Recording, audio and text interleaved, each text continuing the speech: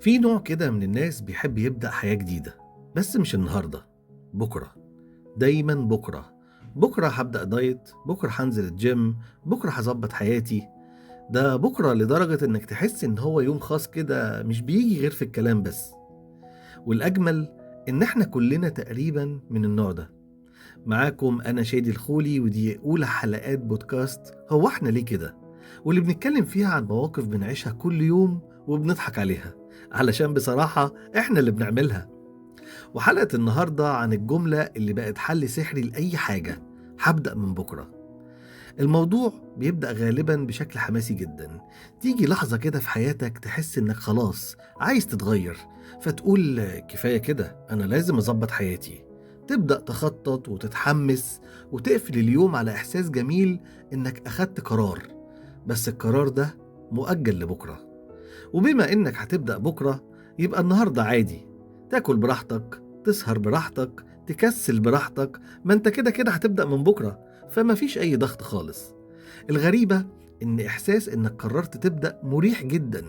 ممكن يخليك تحس إنك أنجزت حاجة مع إنك لسه ما عملتش حاجة أصلا. في مرة كنت ناوي أبدأ حاجة مهمة، وقعدت أظبط كل حاجة. هبدأ بدري، هقسم وقتي، هعمل نظام، والخطة كانت حلوة جدا. بس كان ناقصها حاجة واحدة بس: إني أبدأ. وده يخليني يا صديقي أسألك سؤال حلقة النهاردة: إيه الحاجة اللي دايما بتقول هتبدأها من بكرة ولسه ما بدأتهاش؟ مستني إجاباتكم على السؤال ده في الكومنتس، وتقولولي إيه هي الحاجة دي. الفكرة هنا غريبة شوية.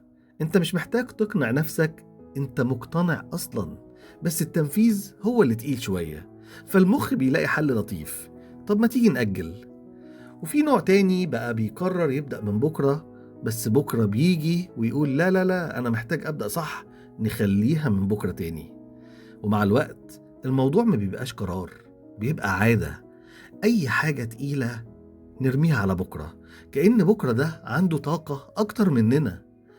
بس في لحظة كده يا صديقي بتعدي عليك، تحس إن في حاجة غلط. انت بقالك فترة بتأجل نفس الحاجات، وكل مرة بتقول هبدأ بس مش دلوقتي. في يوم كده صحيت من النوم وحسيت إني متضايق شوية، مش بسبب حاجة كبيرة يعني، بس بسبب إحساس إن في حاجات كتير متراكمة، حاجات كنت ناوي أبدأها ومأجلها. وساعتها بدأت أربط إن بكرة اللي بقولها كل يوم هي السبب في الحاجات اللي تراكمت عليا. المشكلة مش إنك بتأجل مرة، المشكلة إنك بتكررها لحد ما تبقى جزء من يومك. تأجيل بسيط بيأثر على حاجات كبيرة. طيب، نعمل إيه بقى؟ الموضوع مش محتاج تغيير ضخم ولا قرار كبير، بس محتاج حركة صغيرة. بدل ما تقول هبدأ من بكرة، قول هبدأ من دلوقتي، حتى لو دقيقة واحدة بس. دقيقة بس. الفكرة مش في الكمال، الفكرة إنك تتحرك. علشان الحقيقة البسيطة إن مفيش وقت مثالي، ومفيش برضه بداية مثالية، في بس إنك تبدأ. ويمكن أحلى حاجة في الموضوع إن أول خطوة هي اللي بتكسر إحساس التأجيل كله.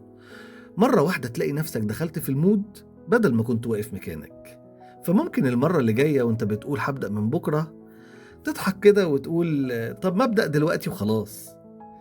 دي كانت أول حلقة من بودكاست هو احنا ليه كده. كنت معاكم أنا شادي الخولي، واستنوني في الحلقة اللي جاية علشان نتكلم عن مواقف غريبة جدا احنا دايما بنحط نفسنا فيها بإيدينا. مع السلامة.